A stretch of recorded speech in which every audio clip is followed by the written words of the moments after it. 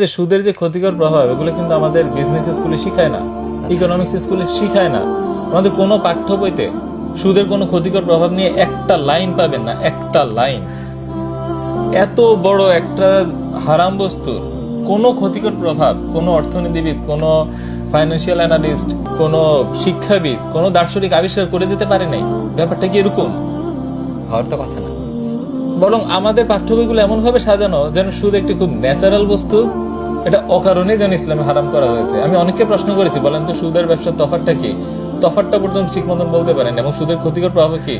না, আল্লাহ হারাম করেছে সেজন্যই নিষিদ্ধ। কিন্তু এটা যে আসলে আমাদের জন্য খারাপ, শুধু মুসলিম না, হিন্দু, মুসলিম, বৌদ্ধ, খ্রিস্টান, নাস্তিকের জন্য যে সুদ খারাপ, এই বয়ানটা আসলে কেউ তুলেই আনতেছে না। এবং কি ধরেন রিসার্চ পেপার পর্যন্ত পাবলিশ করা হয় না। জানেন যে রিসার্চ জগৎটা অনেকটা একমুখী। আপনি যদি ডারউইনিজমের এগেনস্টে রিসার্চ করেন, আপনি যদি ট্রান্সজেন্ডারের এগেনস্টে রিসার্চ করেন এবং সুদের এগেনস্টে রিসার্চ করেন, বড় বড় জার্নালগুলোতে আপনার আর্টিকেল পাবলিশ হবে সেই সম্ভাবনা নাই। আপনার বই আইভি লিগ ইউনিভার্সিটিগুলোতে পড়ানো হবে সেই সম্ভাবনা নাই। এমনকি এখন ওইসব দেশের বিশ্ববিদ্যালয়গুলোতে ছাত্ররা পর্যন্ত আন্দোলন করছে এই আপনার এই ধরনের গণহত্যার বিরুদ্ধে, তাদেরকে পর্যন্ত টিসি দেওয়া হচ্ছে। তার মানে গণহত্যার সমর্থক তারা। হ্যাঁ, আপনি কি মনে হয় তারা সুদের সমর্থক না?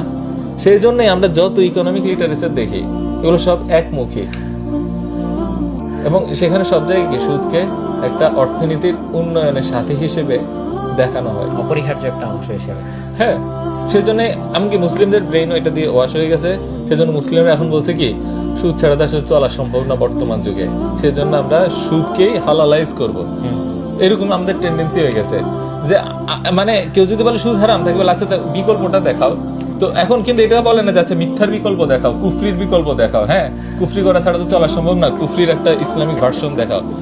একমাত্র সুদের ক্ষেত্রে বলতে হবে যে না, মানে সুদ ছাড়াই যেন আমরা চলতে পারবো না।